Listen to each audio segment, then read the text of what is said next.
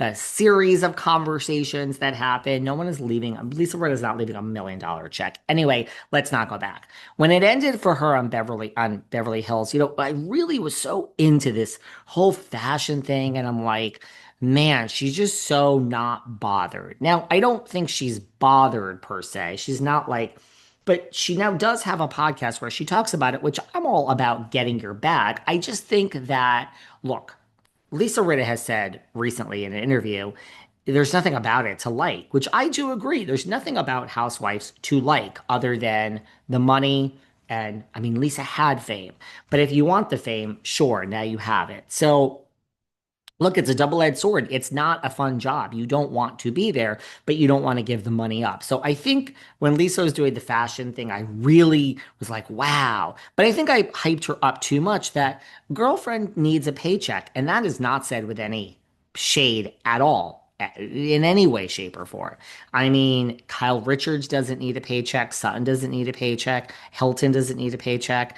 And Tilly doesn't need a paycheck. I'm going to leave it at that. Rachel Zoe needs a paycheck. Yeah. Dorit, let's not even get into it. Erika. So Rinna's a working actress. Yes, I understand. I have not lost sense of what money is. She's done very well for herself. I do not think she's starved, but it's this Traitors is. Look, I don't think we're going to see Lisa on, Celebrity Big Brother, but you do get a decent amount of money just for walking in the door on Traitors. And let me tell you, everybody gets a different amount of money. So like a Dylan Efron, who we don't know, who's Zach's brother, probably got less than, I don't know, whoever else was on there last season. So you get my point. So I believe the way it's being rolled out, and when Alan announces the cast, Rinna's the first one he announces. I believe Rinna got a big payday for this. Not crazy, not insane, but I believe she got like a decently large payday. I would think, yeah, I don't know.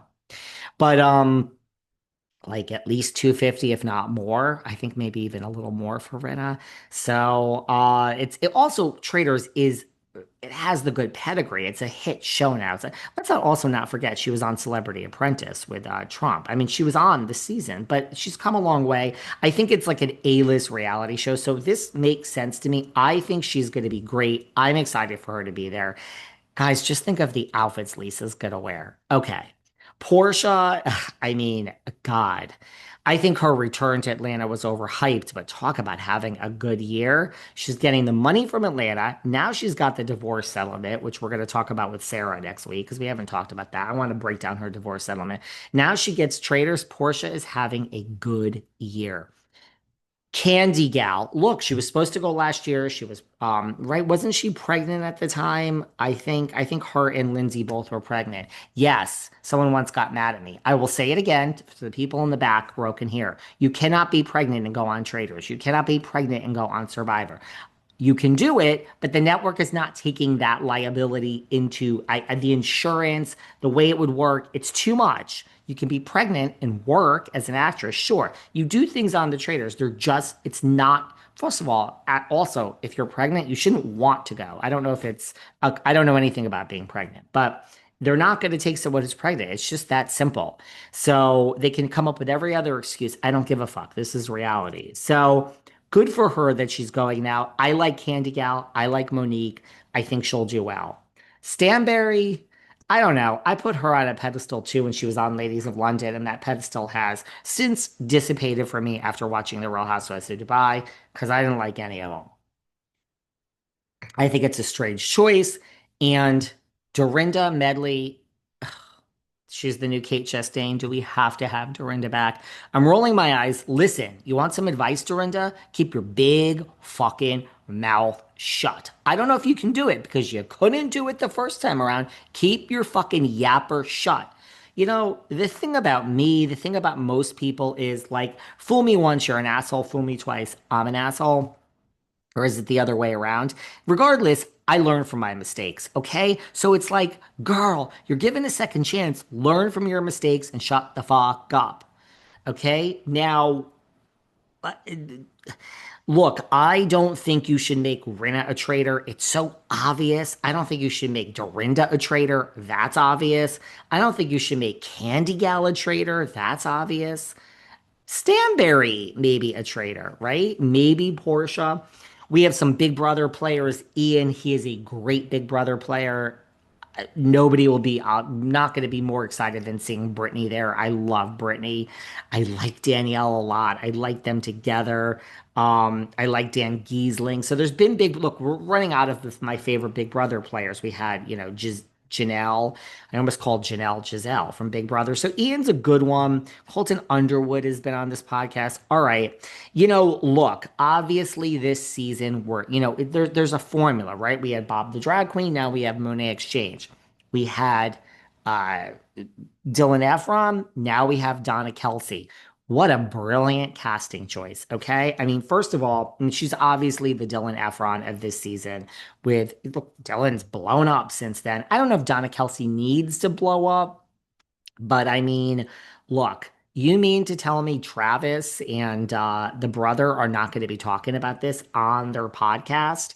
It's brilliant. Travis Kelce has a huge podcast. Okay. So they'll be Travis and Jason Kelce, they'll be talking about this on their podcast. You mean to tell me they're not going to watch their mother on the Traitors, which means Taylor Swift will be watching? Brilliant. I mean, all we need is one tweet or comment or whatever it is from Taylor Swift, and she'll do it for her future mother-in-law about her, about Donna Kelce. I mean, this shit will blow up. The Swifties do not play. I will say something about this one, that one. I will not. I ain't coming for the Swifties. I ain't coming for Taylor. I will bow down. The Swifties scare me. Kathy Hilton scares me, and Kris Jenner really scares me. I bow down. Whatever you want, Chris. Whatever you want, Kathy, and whatever you want, Swifties. Taylor is a god. Okay, Madonna's my queen. Cher's my second queen. Prince is my third queen, but you guys do you. Donna Kelce, great casting choice. Make her a traitor. That would be great. I like Johnny Ware, and sorry, he was on this podcast. I love Michael Rapaport. I know a lot of you guys hate him. I love him. The thing is, Rapaport, let me give you some advice too, girl. You ain't there as a fangirl. So we all know he's going to be like, oh my God, Lisa Rinna. Oh my God, Candace Dillard. We all know he's going to do his thing. Now, he has gone on the record, I think on this podcast, I asked him who's the number one housewife he wants back or someone like that. He went crazy over Porsha. He loves Porsha. So, girl, yeah. Rappaport, I think, is going to align himself with all these housewives and they're going to cut him loose. I mean, don't let the housewives fool you, Michael. Oh, and I'm ecstatic about Stephen Colletti. Ecstatic from the hills. Oh, love it. I mean, really, I want to know. I mean, is Spencer pissed? Is Heidi pissed? Spencer and Heidi must be pissed. They must be pissed. You should take both Spencer and Heidi, or at least one of them. They're pissed. But Stephen Colletti from The Hills, amazing. Love this idea. So I guess I'm more excited about it. Maybe I'll give the cast a B plus. How's that? Does that make everyone happy? All right, guys, we got to move on here. This is yeah, we have to move on. Okay, so anyway, let me